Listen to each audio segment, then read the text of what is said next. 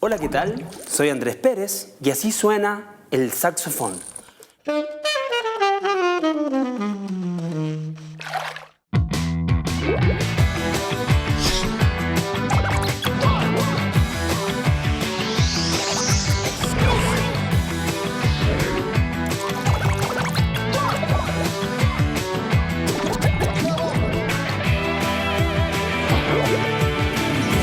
Así suena el saxofón.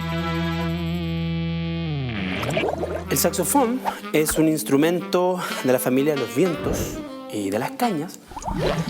Fue inventado por un luthier belga llamado Adolphe Sax.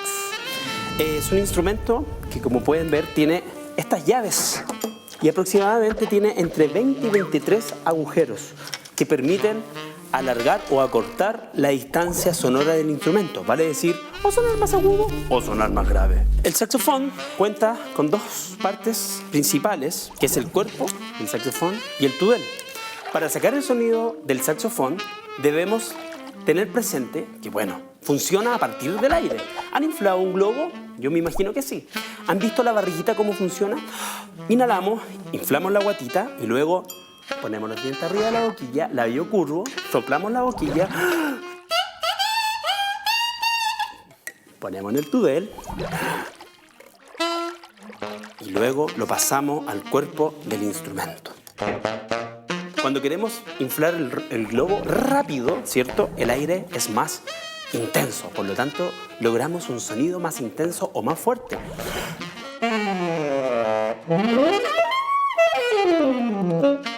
Cuando inflamos el globito más suave o con el aire más lento, el sonido también es más suave.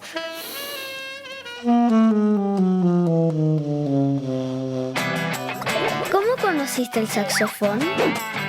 Mi relación con el saxofón comenzó el año 1996 en Conchalí, en un proyecto que se llama Conchalí Big Band, que hoy ya debe llevar 26 años. Es el primer proyecto, digamos, juvenil de jazz. Yo soy de Conchalí y desde que conocí este maravilloso instrumento no me he apartado de él. Yo hoy dedico mi vida y cada segundo de mi vida a desarrollar y poder lograr transmitir lo que pienso y lo que siento.